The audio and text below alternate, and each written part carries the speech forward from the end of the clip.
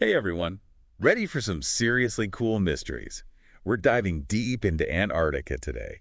It's a place that's always kind of fascinated me. Oh, yeah, it's definitely got that whole mysterious vibe going on. Right. And you might remember all that talk a while back about the Ark of Gabriel and those visits from like everyone who's anyone. Yeah, those are pretty wild. Totally. But, while those stories are still kind of up in the air, we're going to uncover a whole different side of Antarctica today. We're focusing on those events and discoveries that maybe didn't grab the headlines, but are just as weird and fascinating. I think what's so interesting about Antarctica is that it's this huge remote area, and there's so much we just don't know about it. It's like a giant puzzle with some of the pieces missing. Like governments and defense contractors seem to be holding on to some of the info. It makes it even more intriguing. Absolutely. It's like trying to solve a mystery with only half the clues. But that's what makes this deep dive so exciting, piecing together what we do know. Exactly. So let's rewind the clock back to 2001. Remember, this is when everyone was getting their hands on the first iPods. Oh, yeah, I remember that. Well, while that was happening, a U.S. spy satellite was picking up something way more interesting under 2 miles of Antarctic ice. An artificial structure. An artificial structure, can you imagine? It's mind-blowing. And of course, this discovery led to a complete media blackout. You can imagine how that went down. Oh yeah, that just fueled the speculation even more, right? Totally. And there were even reports of protests from some European countries. Apparently, they weren't too happy about the whole thing. Actually, there's this quote from someone. They remained anonymous, of course, but they were within the European Parliament. And it kind of sums up the confusion and worry at the time. They said, if it's something the U.S. military has constructed down there, then they're violating the International Antarctic Treaty. If not, then it's something that's at least 12,000 years old. Wait, a 12,000-year-old structure? That's what they were saying. I mean, that's like rewriting history as we know it. Right. It makes you wonder, what could something that old even look like? What would it mean for our understanding of civilization? Totally. So they found this structure, and then what? Well, instead of just ignoring it, they decided to bring in the big guns. I mean, we're talking massive machinery, even a nuclear-powered vehicle designed to bore out huge tunnels. Whoa, seriously? Yeah, apparently it was all moved to this super remote location. That sounds like some serious top-secret stuff going down. But who was actually down there doing the work? Did anyone ever come forward? Well, there's this one guy, Dr. Ron Sheminsky, he was part of the excavation team, and then all of a sudden he needed to be evacuated for medical reasons. What happened? At first, they said it was a gallbladder issue, but later reports said it was a heart attack. Oh, wow. But here's where it gets even weirder. The New York Air National Guard was supposed to evacuate him, but they were called back after reaching Hawaii. Called back. Yeah. Why? No one really knows. A team from Calgary ended up taking over and flew him to Pennsylvania. Then he boarded a commercial flight to Denver for surgery. And after all that, he went back to work at, get this, Raytheon. Raytheon, the defense contractor. Yep, that's the one. Okay, so we've got a possibly ancient structure, a media blackout, possible international treaty issues, secret excavation, and now a scientist who works for a major defense company. What does it all mean? It's a lot to unpack, that's for sure. No kidding. Yeah. It really makes you wonder what they found down there. And you know what? There's more. Just a year later, in 2002, a Californian film crew vanished in Antarctica. Oh, yeah, I remember hearing about that. Now, I know disappearing in Antarctica isn't exactly unheard of, but the circumstances surrounding this case, well, they just add another layer of mystery to the whole thing. It wasn't just the disappearance itself.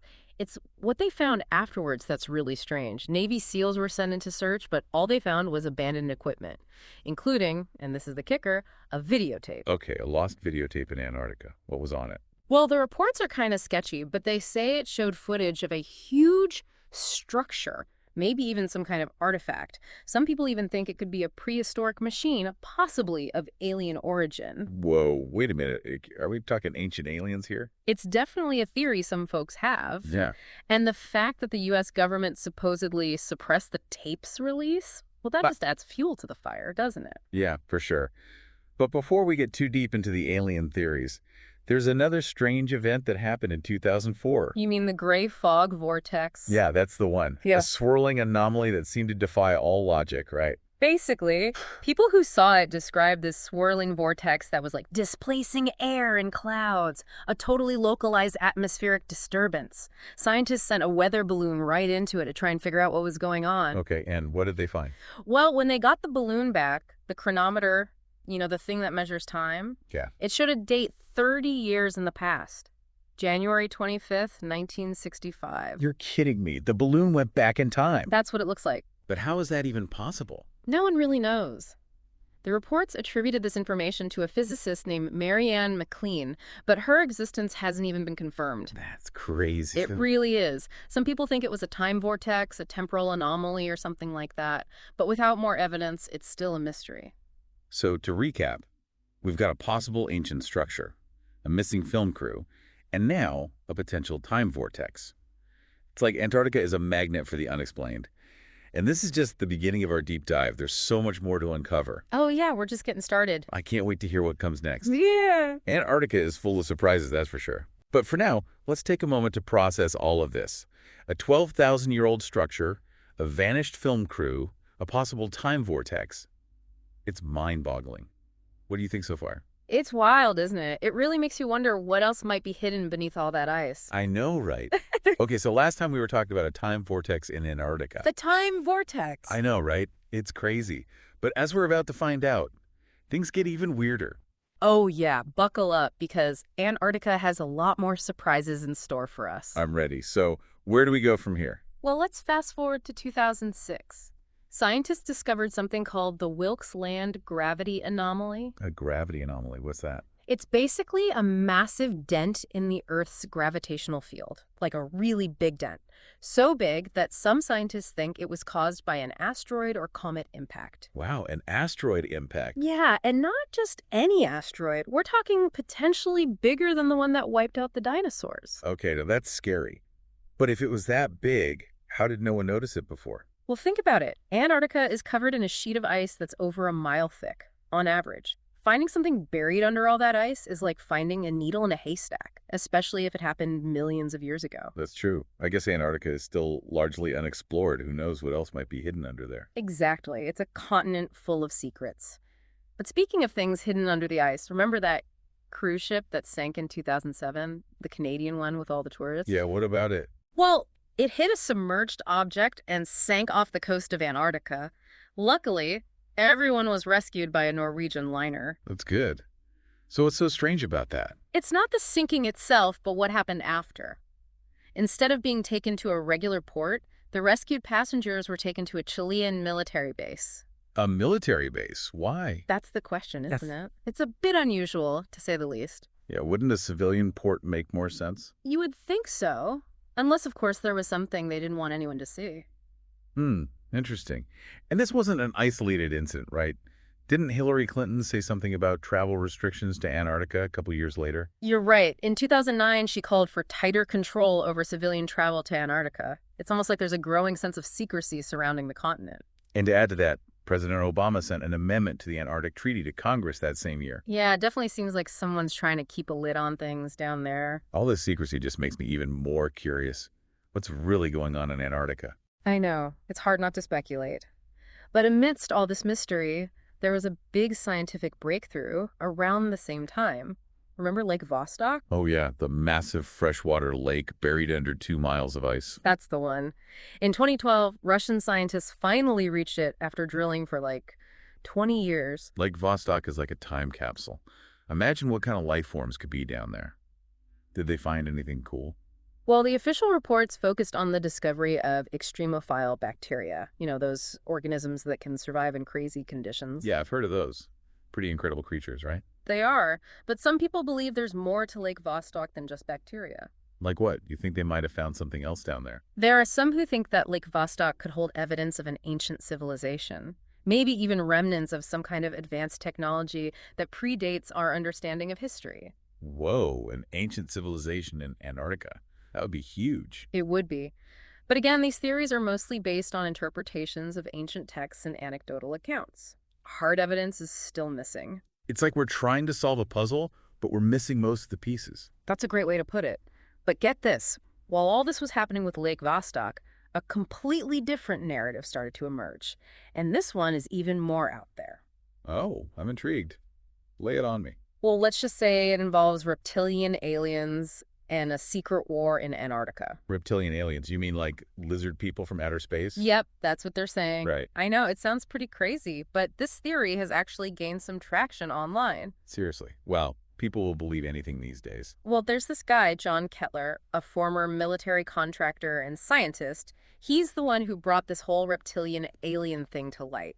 He claims to have some pretty high-level sources. So what's the story? Why are these reptilian aliens waging war in Antarctica? According to Kettler, these aliens have super advanced technology, and they're after Earth's resources. He even says they can create weaponized tsunamis. Weaponized tsunamis? That's terrifying. But hold on, are we talking about a full-blown alien invasion here? Not exactly. Kettler's theory suggests that these reptilian aliens have been on Earth for centuries, operating in secret and pulling strings from the shadows. So more of a sneaky takeover than an all-out attack. That's the idea. But of course, there's no real evidence to back any of this up. It's all based on Kettler's word and some interpretations of events that could be explained in other ways. I see. It's important to be skeptical about these kinds of claims. Absolutely. But even if we don't buy into the reptilian alien theory, there's another interesting perspective on what might be happening in Antarctica. Have you heard of Corey Goode and David Wilcock? I think so. There are those researchers who talk about secret space programs and stuff, right? That's them. They propose a different but equally complex view of what's going on down there.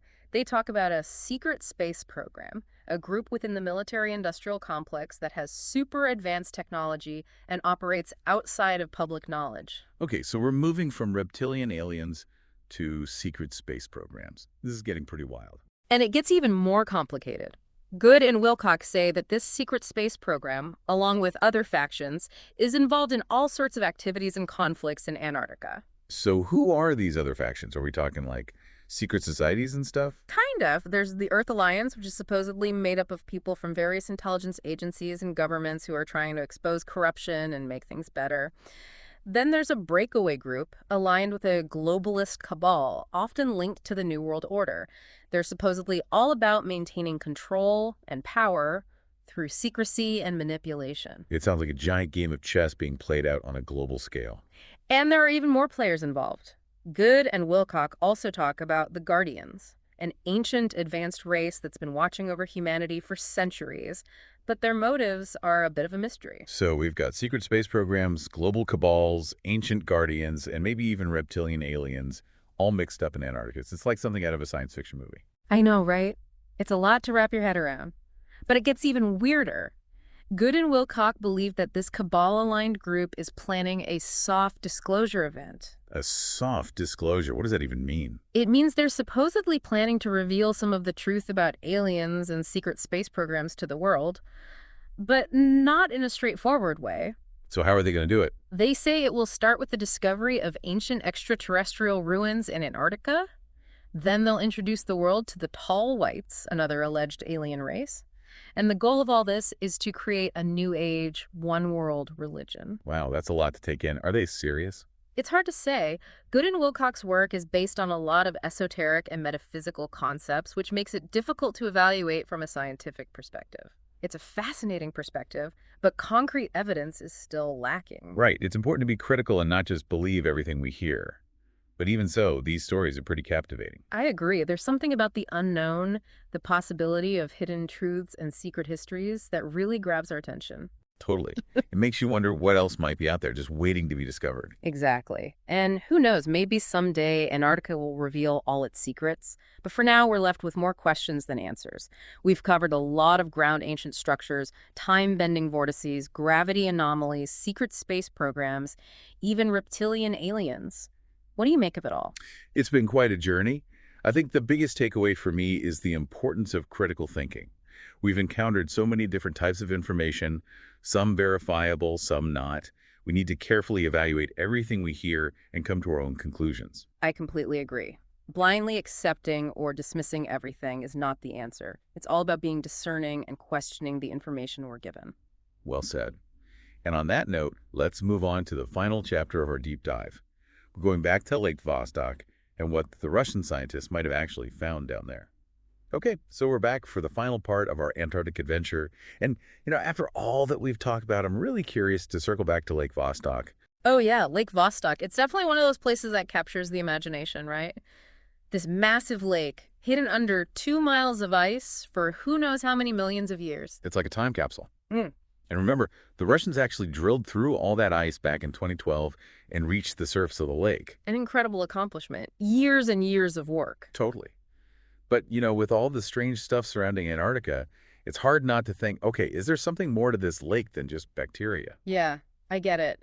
The official reports from the Russian team focused on those extremophiles, the organisms that thrive in extreme conditions. Yeah, those are fascinating in their own right. Totally. But, I mean, there are definitely people out there who think Lake Vostok is hiding even bigger secrets. Okay, so let's talk about those theories.